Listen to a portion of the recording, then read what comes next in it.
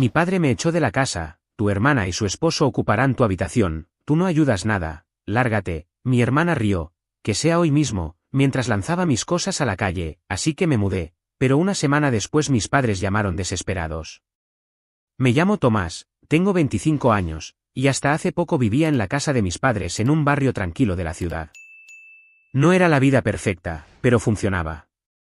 Pagaba un alquiler mensual para ayudar con los gastos de la casa, trabajaba como asistente de marketing en una empresa local, y aunque no ganaba una fortuna, me sentía útil. Mis padres, Roberto y Clara, siempre cubrieron la comida, y yo me aseguraba de contribuir con mi parte. Era un trato justo, o al menos eso creía. Pero todo cambió en un solo día, un día que todavía me quema por dentro cuando lo recuerdo. Desde que era niño, siempre sentí que vivía a la sombra de mi hermana mayor, Carla. Ella tenía 30 años, estaba casada con Martín, un tipo que siempre me miraba como si yo fuera un estorbo, y juntos dirigían una empresa de diseño de interiores que, según ellos, era la joya de la corona.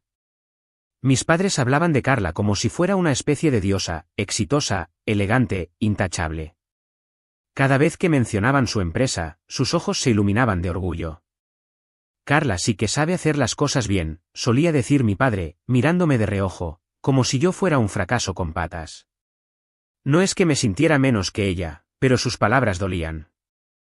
Yo trabajaba duro, llegaba a casa agotado después de pasar horas en la oficina, redactando campañas, coordinando eventos y lidiando con clientes que nunca estaban conformes. Mi salario no era el de un magnate, pero era suficiente para pagar mi parte del alquiler, ahorrar un poco y vivir sin pedirle nada a nadie. Sin embargo, para mis padres, eso no era suficiente. Siempre había un comentario, una comparación, mira a tu hermana, ella sí que ha llegado lejos. Si tan solo pusieras más esfuerzo, como Carla. Cada frase era como un pinchazo, pequeño pero constante, que se acumulaba con los años. La gota que colmó el vaso llegó un martes por la noche. Era un día normal, o eso pensé. Llegué a casa después del trabajo, cansado, con ganas de darme una ducha y descansar.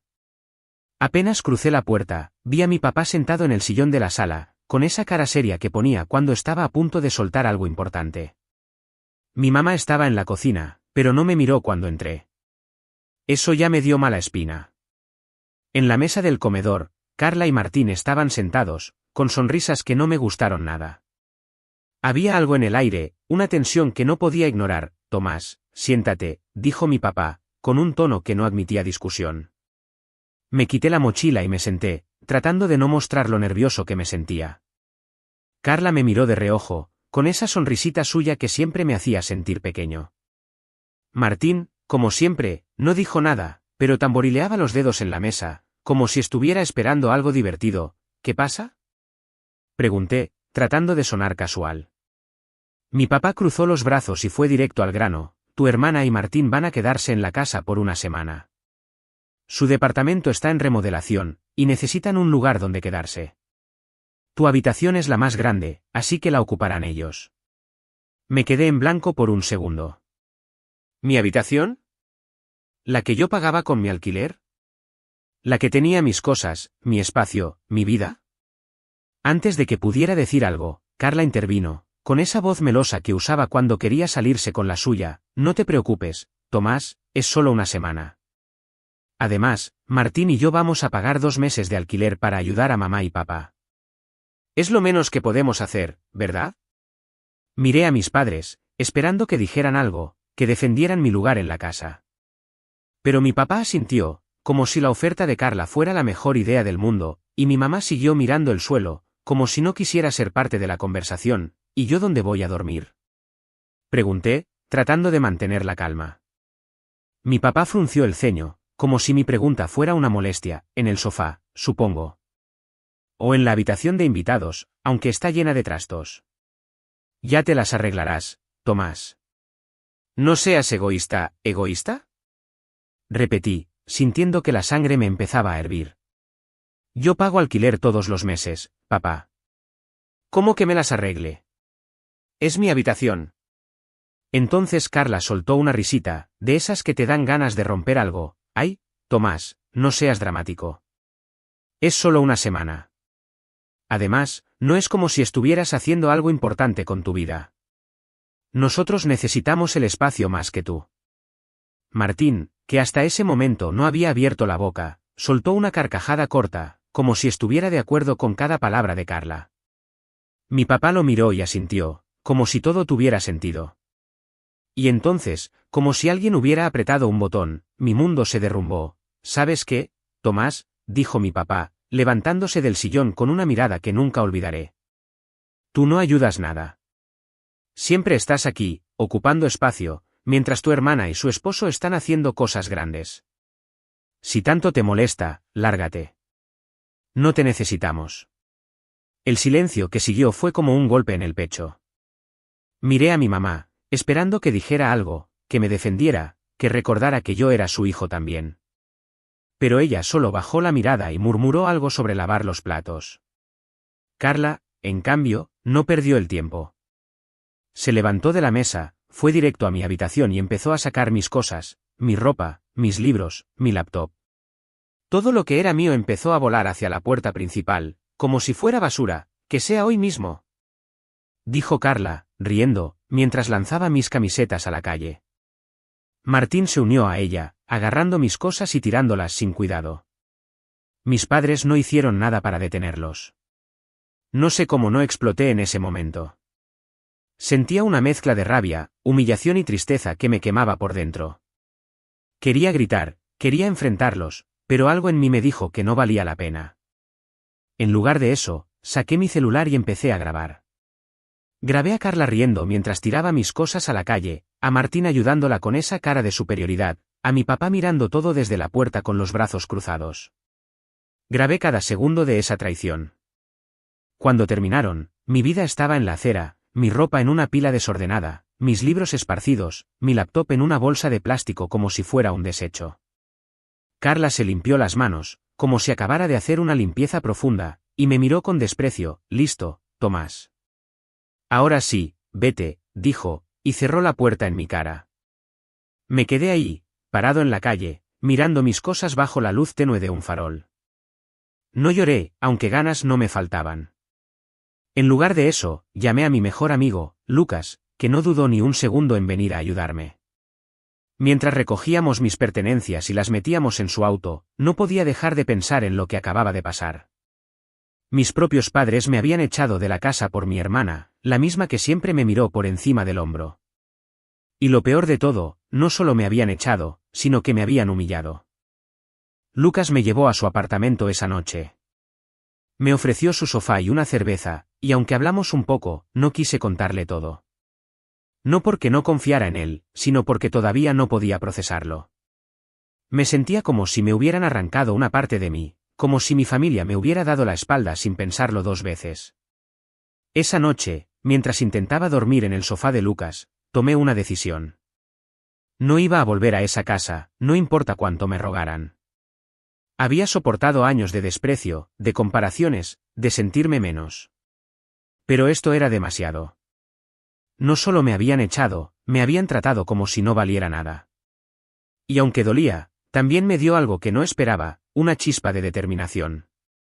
Iba a demostrarles a todos que estaban equivocados. A la mañana siguiente, Lucas me ayudó a buscar un apartamento pequeño que pudiera pagar con mis ahorros. No era gran cosa, un lugar modesto con una habitación, una cocina diminuta y un baño que apenas funcionaba, pero era mío. Por primera vez en mucho tiempo, sentí que tenía un espacio donde nadie podía echarme, donde nadie podía decirme que no era suficiente. Mientras desempacaba mis cosas, miraba el vídeo en mi celular, ese que mostraba a Carla y Martín tirando mis pertenencias a la calle. No lo publiqué, no todavía. Quería esperar, quería pensar bien qué hacer con él. Pero algo me decía que ese vídeo iba a cambiarlo todo. Una semana después de mudarme, mi teléfono empezó a sonar con más frecuencia. Primero fue mi papá, luego mi mamá, y después mensajes de texto de ambos. Al principio los ignoré.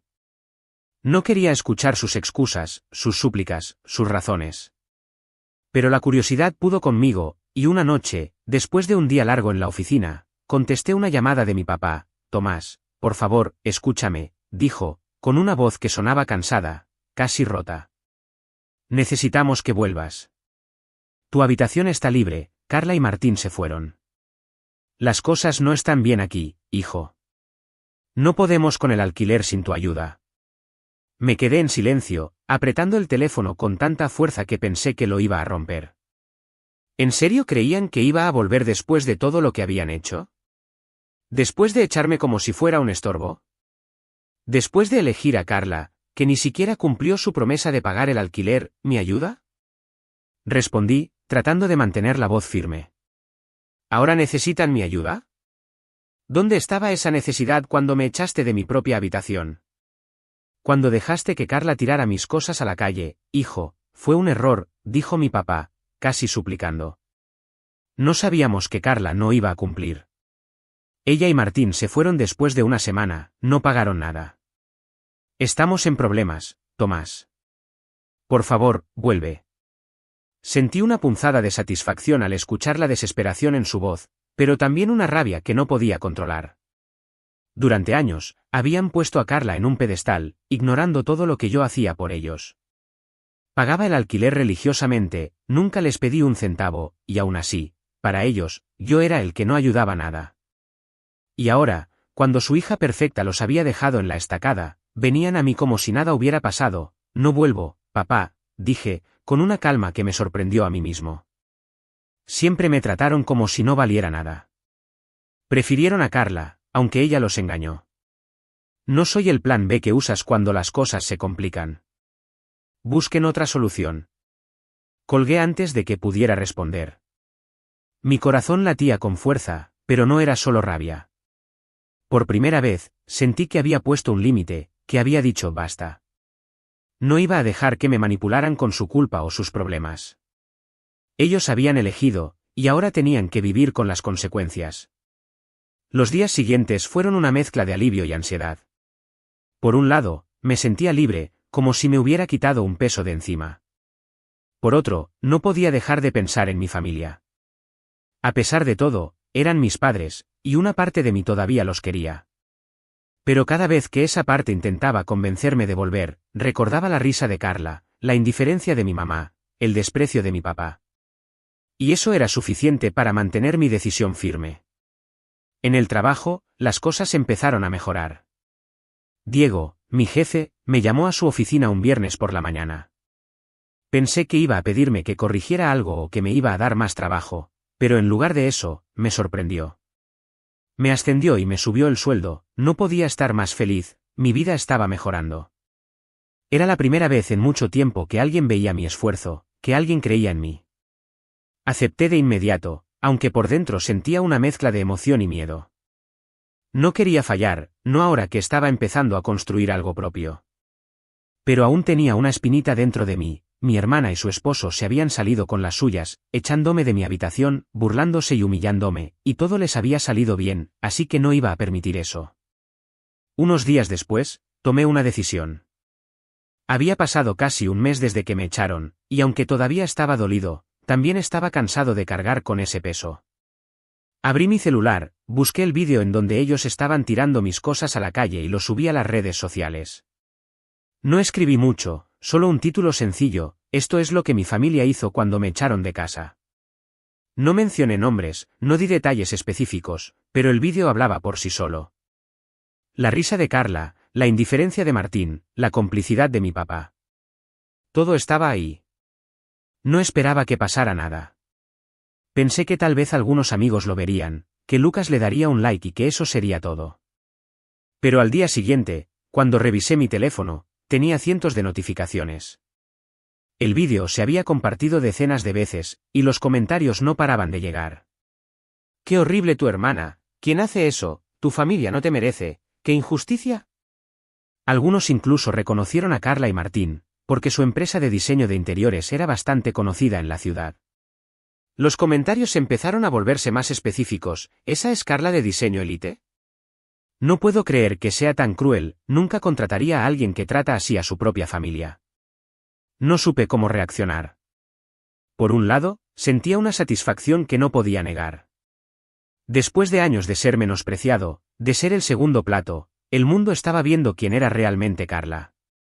Pero también sentía un nudo en el estómago. Publicar el vídeo había sido como soltar una bomba, y aunque no me arrepentía, sabía que las cosas nunca volverían a ser iguales. Esa misma semana, recibí un mensaje de Carla. No lo abrí de inmediato, porque sabía que no sería nada bueno. Cuando finalmente lo leí, estaba lleno de veneno. Eres un egoísta, Tomás. Publicaste ese vídeo para arruinarme, ¿verdad? Mi empresa está perdiendo clientes por tu culpa. ¿Cómo pudiste hacerme esto? Eres mi hermano. No respondí. No tenía nada que decirle. Ella no se había disculpado, no había reconocido lo que me hizo. Solo estaba furiosa porque, por primera vez, sus acciones tenían consecuencias. Bloqueé su número también y me prometí a mí mismo que no iba a mirar atrás. Pasó el tiempo y las cosas para Carla y Martín iban de mal en peor. El vídeo seguía circulando, y su empresa, Diseño Elite, empezó a perder contratos. Los comentarios en las redes sociales eran implacables, clientes cancelaban citas, socios se retiraban, y hasta algunos empleados renunciaron después de ver cómo Carla trataba a su propio hermano. Mis padres, por su parte, seguían llamándome desde números diferentes, dejando mensajes que ya no escuchaba.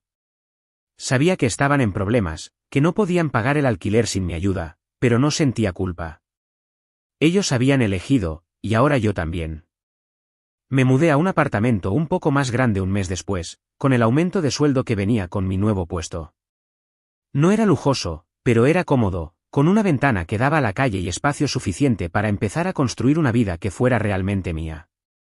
Cada día que pasaba, sentía que el peso de la traición se hacía más ligero. No había olvidado lo que mi familia me hizo, y probablemente nunca lo haría. Pero ya no me definía. Había encontrado algo mejor, mi propia fuerza, mi propia libertad. Carla y Martín intentaron controlar el daño al principio. Publicaron un comunicado en las redes sociales de su empresa, diciendo que el vídeo era un malentendido y que la familia tiene sus complejidades. Pero nadie les creyó. La risa de Carla mientras tiraba mis cosas a la calle, la indiferencia de Martín, la complicidad de mi papá, todo estaba grabado, y no había forma de justificarlo. En menos de un mes, Diseño Elite, la empresa que Carla siempre presumía como su gran logro, estaba al borde de la quiebra. Mientras tanto, mis padres no dejaban de llamarme. Al principio, eran súplicas: Tomás, por favor, vuelve, necesitamos tu ayuda, esto es un error.